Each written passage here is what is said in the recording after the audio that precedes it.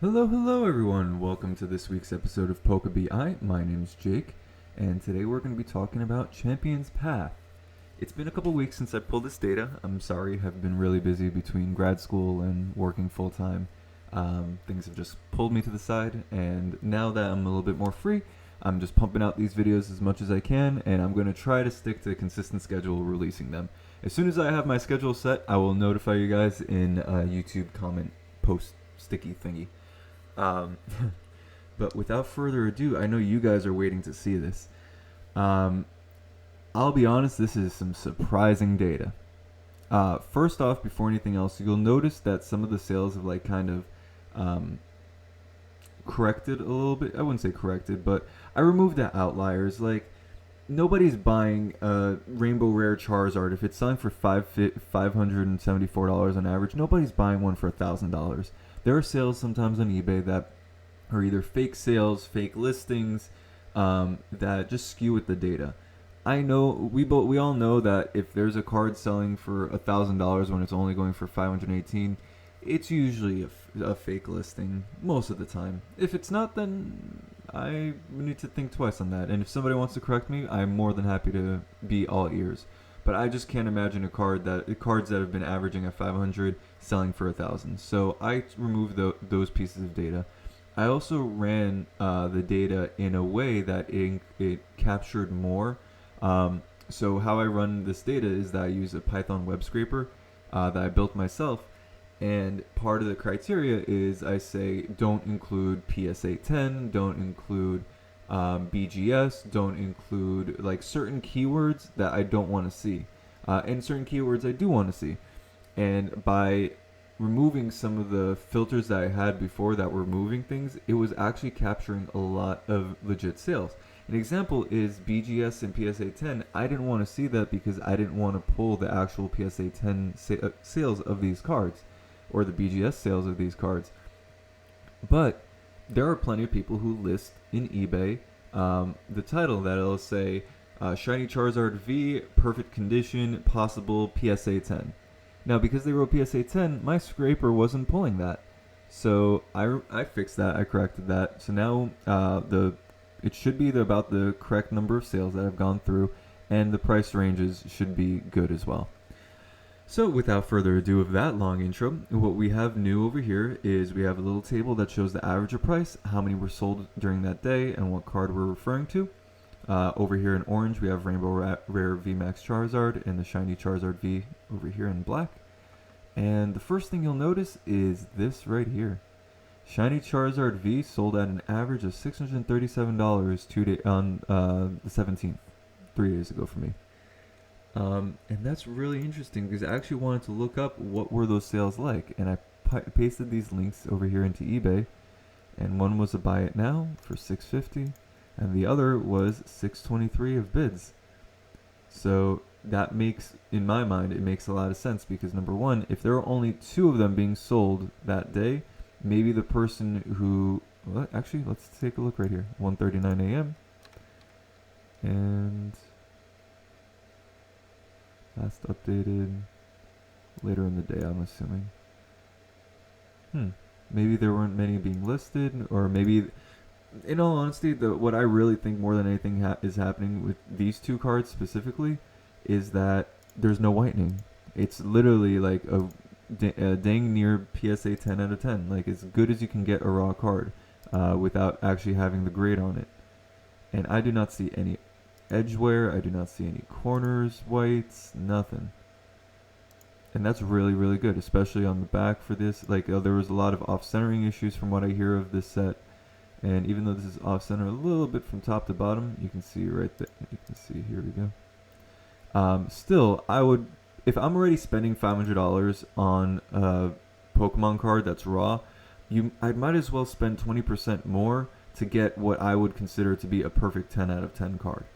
So that's what I think is happening, that there are certain cards that, the ones that are dipping low over here are probably cards that are, they have probably a little bit of whitening in the corners in the pictures, or maybe they have a tiny little speck of edge wear or an insignificant tiny scratch that would knock it from a PSA 10 to PSA 9 if it's off center a little bit.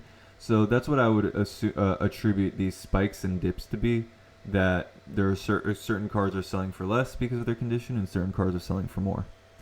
But overall, you can see sales have been tapering down a little bit for both cards.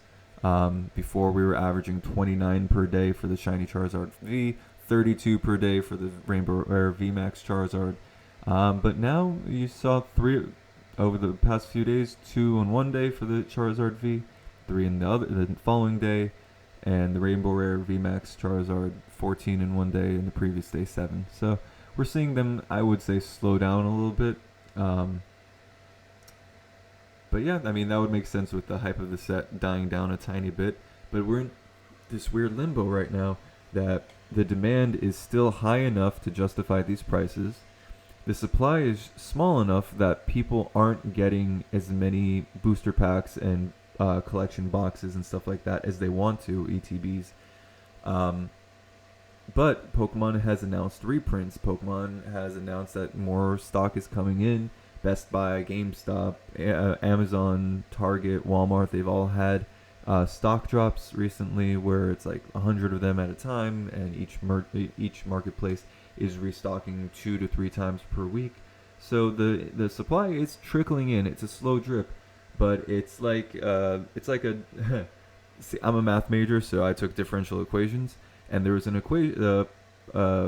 common problem that you take in differential equations where you have a faucet, you open the faucet and water's coming into a cup. You have a hole in the bottom of a cup and water's leaving. If you allow too much water to come in, it's going to overflow. If you allow too little, it's going to always stay empty. So you want to get that healthy balance. And right now, I think the faucet is a little bit getting choked off because of the supply, and the cup is emptying more and more and more. Even though the amount of water is a lot. Like, look at this. There's over 700 between the two of these being sold. Just since September 25th, 700 of these cards. The water might be a lot, but it's not filling the cup because the hole is so big and the water coming in is so little. So that's what I think is happening with the Flamey Boys, as you can see here. That's the name of the category. But I had a request in one of my videos, so thank you to whoever requested it. I don't remember your name offhand, but I appreciated the comment because I love people asking me to build things that are customized and things that can help them out, because in all honesty, these videos aren't just for me. These videos are for everybody to use. It's this data I want to be publicly available, so that way people can make smarter decisions of what they want to buy, or they can see what their sets are valued at, stuff like that. So they requested me to add the pin collection boxes and the V boxes. So first off, let's go to the ETBs. I want to see that first. 100% of the ETBs are ETBs. Oh my god. So we've had 770 ETBs sold since September 25th. And the average price, you can see, has been chilling at around $90, under 90, over 90. So it's about $90. For something that's MSRP $49.99 and it to be $90, that tells you how much demand that there actually is. What's this? This is 10/15. What is 10/15 day-wise? 10/15 is a Thursday. So a bunch of them sold on Thursday, and 10/6. Why do I have a feeling it's a Thursday too? Nope, Tuesday. So you have little spikes of how many are sold, but on average at least 20 are being sold per day. And yeah, so that's the Elite Trainer boxes. Then we're going to look at the pin collections and the V boxes. And this is the pretty data. So first thing you're going to notice is that the double V is the thing that's always selling, which makes sense. I mean, that's the thing that we have the most stock of, so it would also make sense that the double V box isn't going to be increasing in price that much. Its retail price is $19.99. If you have to figure eBay fees, PayPal fees, and shipping fees, you're looking at about $10 in costs to get the product from the person who bought it to you. So that means that the cost should be about $30 plus $3-4 is profit margins, because you want to make about 10% on what you sell. So the people who are flipping this are I would assume to be about $35 before it's profitable. So if I go over here to the double V box, actually no, I can select both of them. Sorry about that. If I go over here and just click double V, you can see the average has been around $30, which that makes sense.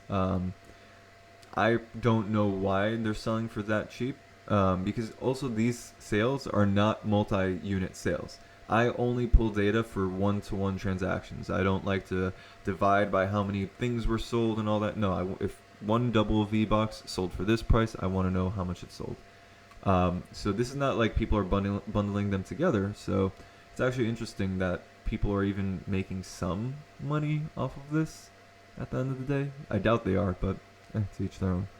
So yeah, double V box hasn't really increased in price. I'm gonna go one at a time, like my Hidden Fates videos, so that way people can see. Here's the Ballonia. I'm sorry, I haven't played Sword and Shield yet, so I don't know these gyms, the pronunciation that well. I'm pretty sure these guys haven't released yet. These guys are pre-orders, so you're not gonna see much sales for it. Chichester Gym Pin Collection. Average price has been $30 to $40. Double V, we already saw average price was $30. Hammerlock Gym Pin Collection. Oh, sorry about that. Oh, no, where are you going? $23. Hulbury. I'm pretty sure Hammerlock, Chichester, and Ballonia are pre-orders right now, but I could be completely wrong. I'll have to check after I finish with the video. Hulbury. Yeah, because I know that there are a few of them that are coming out in November. The Marnie Pin Collection. Which, even the Marnie Pin Collection, like, I really don't get it, because $49.99 is the price of them. And then, for you to... Unless people are drop shipping them, which that actually makes a little bit more sense, now that I think about it. But still, only $5 profit, like, you're losing 10%. Put it like this, the Marnie Pin Collection is $50. And if eBay takes 10% of your total sales as fees, you're now down to $5 taken away. So if you charge $55 and you paid $50 and you got charged fees of $5, you're breaking even. And that doesn't even include PayPal fees, that doesn't include shipping if you're not drop shipping. So I really don't understand why or how people are selling these on eBay for at least these prices. Then we have Motostoke Gym. Let's see, average about $30 as well. It's because the Motostoke Gym, this I can see the profits more on, because these I believe are $15 a piece. So $15, and then shipping them out and everything, you're probably making about $5. But I'm looking at this on a monetary standpoint, because I work as an e-commerce data analyst for my full-time job. So when I see these prices, some of them make sense, but other than it's just like, why even waste your time doing this? Spikemuth. I'm pretty sure this is one of those comes out in November collections. Here we go, Stone Side. I'm pretty sure the Stone Side is a little bit more expensive than the rest of them, because it comes with, I think, 2 pins or something like that. Yeah, average has been about $35, and the prices have been dropping. So let's see, what is this? 10-15. I believe this is around the time that Pokemon announced that there was going to be another Champion's Path reprint coming out in January. So as more stock is coming in, people are demanding it less and less. Fewer of them are being sold. And we have Turfield. And yeah, I believe this is one of the ones. I'm going to have to take a look at the data for why these Ballonia... You know, I have the power of the internet. Why not look that up? Let's see. Ballonia pin collection. Launches November 13th. Yep, Ballonia, Spikemuth, and Hammerlock come out November 13th. So these guys are just pre-orders. So I wouldn't even consider these as sales. This is pretty much just dropship orders. But yeah, let's see. And if we include the Elite Trainer boxes in this, things look a little bit more funky. So yeah. So out of all the retail products that you can buy, outside of not considering these Charizards, out of all the retail products that you can buy, this is pretty much what the spread looks like. Majority of them, over 700 of them, 770 of them are Elite Trainer boxes, then the double V boxes, and then you can see how many, like what people are buying the most, which makes perfect sense because with the Elite Trainer box, you're getting the promo cards, you're getting the dice, you're getting the sleeves, which, by the way, if you're not collecting Elite Trainer box sleeves, you're missing out because that's an easy way to increase the value of your collection. I believe the XY Primal Origins or Ancient Origins, one of the two, I think it's Primal Origins Kyogre sleeves, they were selling for $60 at one point earlier this year. So, I mean, that's almost the cost of the full Elite Trainer box right there for the Champions Path one. I'm not saying that they're going to be nearly the same scarcity, but it's still something to collect, you know, something to keep in mind when you're buying these Elite Trainer boxes. You're getting a lot of stuff with it. But yeah, you can see the quantities being sold also on a daily basis right here. And at any point, you can go back and pause the video and see this table with all the information.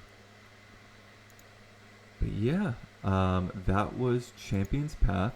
Look at what happens when I release. Everything looks flat compared to these guys up top. That was Champions Path. I appreciate your guys' time. I appreciate the excitement that you guys have shown for this specific one, this specific series.